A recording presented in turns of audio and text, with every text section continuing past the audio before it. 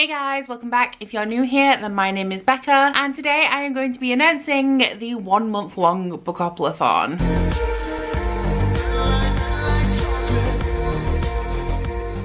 So if you guys are unaware of what the BookoplAthon is, it is a readathon that is based on my TBR game, which is Becca's Bookopoly, where I use a board that is inspired by Monopoly to pick the books that I read every single month. I will link the Bookopoly playlist up here if you guys would like to get a little bit more acquainted in what Bookopoly is before I explain the BookoplAthon. So in July, I did host a 48-hour round of the BookoplAthon, and you guys wanted more. You wanted a month-long round, so I have done my best to bring that to you. So the first important information in this video is that the BookoplAthon is happening in September. It will run from midnight September 1st in your time zone to the end of September 30th in your time zone. Now, if you did participate in the 48-hour round, this round is going to be very different in the way that prompts are generated and things like that, which I will get into a little bit later on in this video. But one thing that is still pretty similar to the 48-hour round is that you will not be getting any prompts in this video, and this time you have to go get them yourselves. So the first thing that is very exciting about this 1 month long round is that we have a completely new board, a board that is completely exclusive to the BookoplAthon. Later in this video, I will be giving you a full tour of every single space on this board, but the only thing that you need to know right now is that all of the prompts for this readathon are going to be generated by this board, and I am not generating them for you. You will have your own board for this readathon. So all of the important information, all of the things that you are going to need for this readathon are going to be down in my description box. Down there you will find a link to the Twitter. We also have a Discord this time. I also have a 4-page guide to how the BookoplAthon is going to work. In that guide you will find everything you need to know about the BookoplAthon and everything that I'm going to be covering in this video. The guide contains the various ways that you can play, the things that you will need. It also has the rules, and there is also a breakdown of every single space on the board. So if anything is unclear, if you land on a space that you are unsure of, you will be able to refer back to the guide for a little bit of extra clarification. But the most exciting thing that you are going to find down there is a link to the printable version of the Bookopoly board, which is the cutest thing I have ever seen, and I love it so much. So the main thing that you are going to need for this readathon is a copy of the board. Like I said, I have made it printable. Everything is pretty clear on here, which I'm surprised at how well I managed to get this printable version. If you do not have access to a printer, then you can still participate in this readathon by viewing the digital version and googling a virtual dice or downloading a dice app onto your phone so that you can generate the rolls and find out what your prompts are going to be. So the things that you will need to participate in this readathon, the first thing is going to be a counter to move around the board. I use a magnetic bookmark, but literally you can use anything that you want to. You will also need 2 6-sided die. It is important that you have 2. However, if you are not going to be able to print this off, or if you don't have 2 die, then you can, as I mentioned, use a virtual die software. The other things that you are going to need and have to prepare for yourselves are your community chest and chance cards. So this is once again another printable. They are mini cards because they will fit the slots on the mini board, but I do also have a full-size version of these, obviously with less on the page, available at the link in my description box if you would like to print larger versions. So ahead of the readathon, you will have to prepare these cards. The yellow cards are your chance cards, and on the reverse of each of these you need to write the name of a book. Now I have 16 in my deck. There are 18 of each card on the sheet, so you have a couple extra as well. You can have as many or as little as you want. A good number would probably be around 8. And on the back of your chance card you need to write an even number of books that you are very excited to read and an even number of books that you are less excited to read. And when you land on a chance space, you will be pulling one of these cards and reading whichever book is written on the back of it. As well as that, we have the blue cards, which are the community shelf cards, and on the back of these I need you to write prompts. So if there are any prompts that you would have liked to have seen on the board that are not on it, you can write your own prompts on the back. They can be genre specific, they can be tailored completely to you. But if you land on a community shelf space, you will have to fulfill the prompt that is on the back of the card. Feel free to make them as easy as possible, as hard as possible.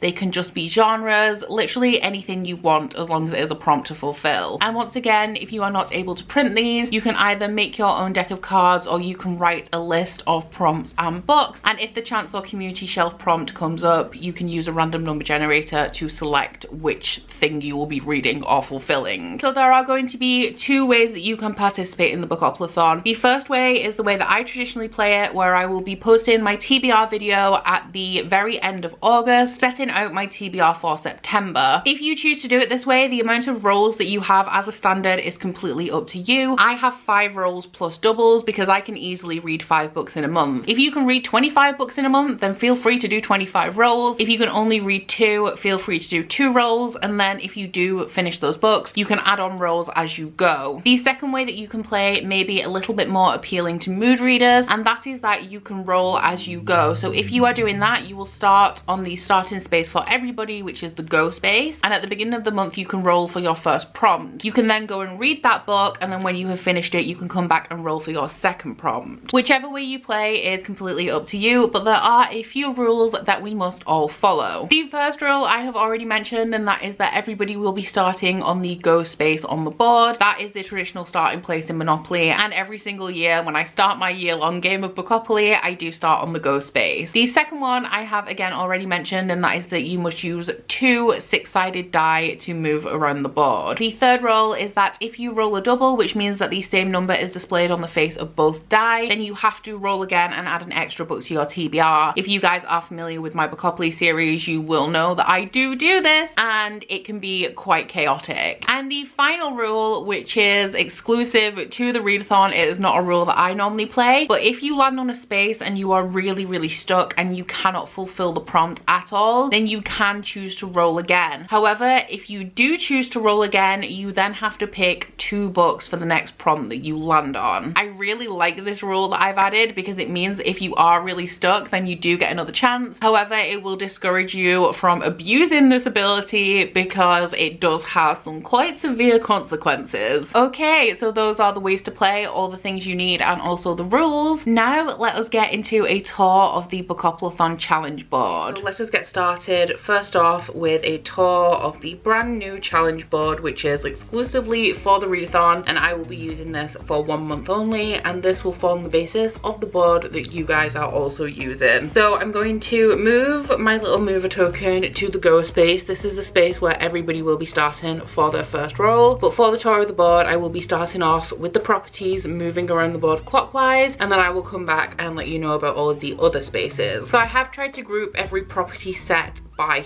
theme. The exception to these is the blues and the browns, and these 2 categories do parallel each other. So starting off with the browns, the very first space we have is lowest rated, and the very last space on the board, which would be the Mayfair space, is highest rated. Now for both of these, what you are going to do is go into your Goodreads TBR, organize it by average rating, and for this space you will read the book with the lowest average rating, and for this one you will read the book with the highest average rating. Now moving along to this space, this is a small book, so a book that is under 300 pages, and this space is directly paralleled with this one, which is to read a big book that is a book over 500 pages. If you land on either of these and you do not have a book that is either under 300 pages or over 500 pages, then you can read the smallest or largest book that you are able to read respectively. So moving on to the purples, the theme for this is cover colours. So for this one you are to read a book with dark covers on the colour. For foiled cover you are to read a book with metallic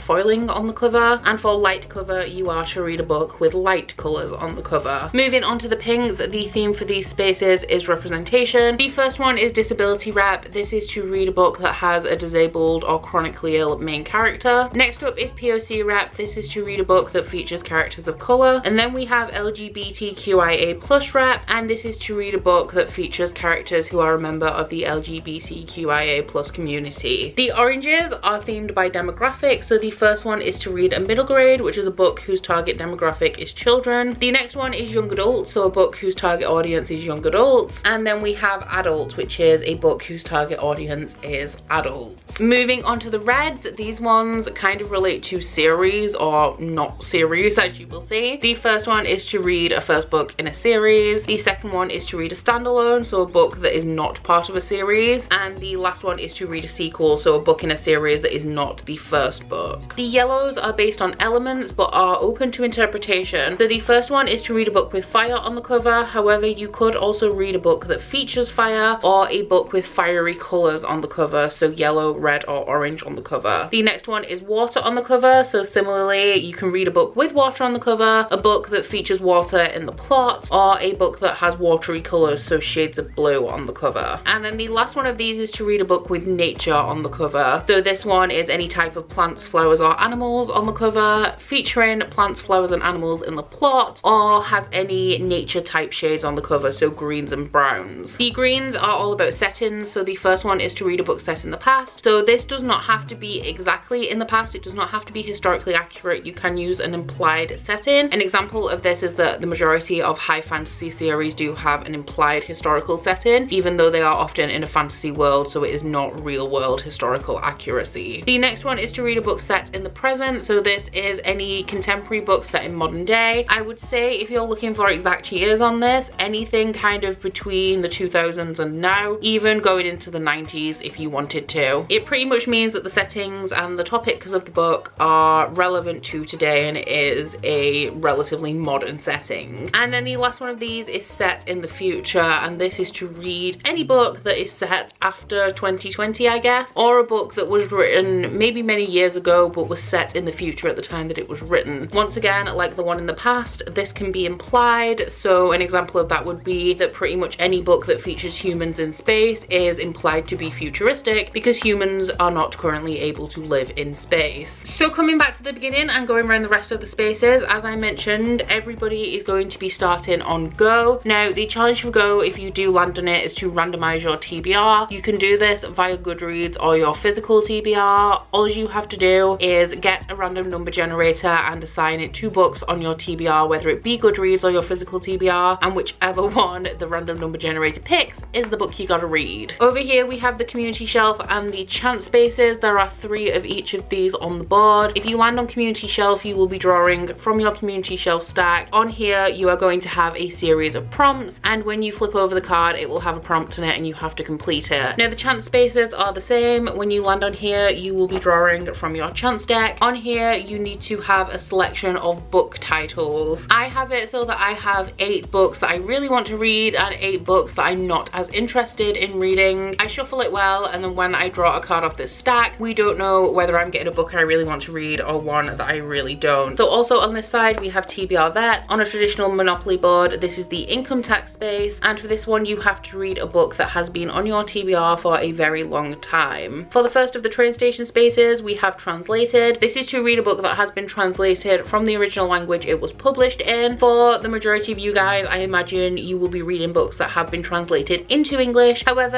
if you can read in a language that isn't English, or if you do frequently read in a language that isn't English, you can read any book that has been translated from English into the language of your choice. One of the most exciting spaces on this board is TBR Game. Now this has been inspired by Cody from Cody's Book Corner, who actually created the first TBR game, and a recent prompt that she's added to her wheel of TBR is to read a book based on a prompt from somebody else's TBR game. So I do have a playlist of TBR games in my description box so you guys can have a browse through. When you land on this space, you can either go to somebody else's TBR game video and fulfill a prompt that they have picked using their TBR game. You could also just read a book that they have put on their TBR if they have one that you would like to read. You can recreate somebody else's TBR game if you think that's something that you can do to generate a prompt, or if you do have your own TBR game, you could use that to pick the prompt for this square instead. Moving on to this side, we have the Electric Company. This is the same as on my Bookopoly board, and that is to read an ebook or an audiobook. If you do not have access to ebooks or audiobooks, then you can just read a book in a format that you do not usually read instead. So an example of that is that you could read a comic if you do not usually read comics. The second train station is Poll Pick. So if you land on this, you are going to select a few books, maybe 3 or 4, and then make a poll on the social media of your choice and let everybody else pick what book you're going to be reading. This corner space is Becca Rec. In my description box I also have a playlist of my recommendations videos and also the favorites videos that I've done over the years, but this is pretty much just any book that I would recommend. If you are familiar with my channel and you know what books that I like and what I've rated highly, you can just pretty much read any book that I have enjoyed. For the third train station, we have Own Voices. So this is to read a book that features marginalized characters that is written by a marginalized author. An example would be a book that features black main characters and is written by a black author. For the waterworks, we have Read a Sad Book. Obviously, going into books, you don't know how sad they're going to be, but anything that has a heavy or hard-hitting topic or features something that you think will make you a little bit weepy. The last corner space is a 5-star prediction. So this is any book that is on your TBR that you think you may give 5 stars. The final train station is Friend Pick. So this is just to get somebody else to pick a book for you. It doesn't have to be a friend, it can be a family member, it can be a colleague, it can even be a pet, just as long as somebody else is picking the book that you are going to be reading. Now you could just ask somebody to pick any book that they want you to read, or you could give them a selection from your TBR and ask them to pick which one you will be reading. And then the final square is most recent purchase. So this is to read the most recent book that you have acquired. It doesn't have to be a purchase. If you don't buy books, it could be the last book that you borrowed from the library, it could be the last arc that you received, it could be the book that you last received in a subscription box, just basically the last book that will be joining your collection. So that is a full tour of the BookoplAthon challenge board. I've tried to keep everything so that the majority of people will be able to find a book for every single prompt. I hope you guys like it, and I hope the board treats you well. So that is pretty much all you need to know about the 1 month long BookoplAthon. The majority of my activity during the readathon is going to be on Twitter. I am mainly active on Twitter. I will be hopping into Instagram just occasionally. If I choose to run any random live reading sprints, then they will happen on my Instagram. All of my links to like my personal social media is down in the description box, and we do of course have a dedicated Twitter for the BookoplAthon. We also have a Discord this time around, and we have a whole ton of fun stuff in the Discord. So we have an area for people to share their vlogs, there's an area for people to share their bujo spreads, because if instead of printing this you would rather copy it down into your bullet journal and play in there, then that is absolutely fine. One of the things that I loved the most about the 48-hour round was everybody's bujo spreads, which were absolutely stunning. We also have a section for book recommendations, there's a general chat section, and I am also going to be providing channels for every kind of category on the board. It will be grouped by property colour. So for example, the browns will have their own section, and if you are reading a book for that prompt, or you want any recommendations for a specific prompt in a group, then you can go there and ask. A lot of you guys really loved the Twitter takeovers that I organised during the 48-hour round, where I had other booktubers come and run sprints, and I am planning this time on having a few whole BookoplAthon takeovers hosted by a range of lovely people. There will be 24-hour readathons, planning on getting one every single week. I have organised a couple of them, and I'm going to organise a couple more. And I think as well as that, there will definitely be a closing ceremony on the last day of the readathon, as there was last time. But yeah, I think that is about everything that you need to know. Everything that you need will be linked in my description box. You can find all of the bits and pieces that you're going to need in a Google Drive document down in my description box as well. My TBR will be coming as usual right at the end of the month. Please don't forget to tag the Twitter in anything that you post, whether it's a blog post, a TBR, or a vlog. And I will see you guys in September for 1 month of chaos. But that is about it from me today, guys. So please don't forget to like this video if you liked it, and subscribe if you wanna. If you head into my description box, you will find a link to my Goodreads, Instagram, and Twitter if you'd like to follow me on any of those, as well as a link to my Bookish body butter and candle website, the Instagram for that, and a 10% off discount code. But that's it from me today, guys.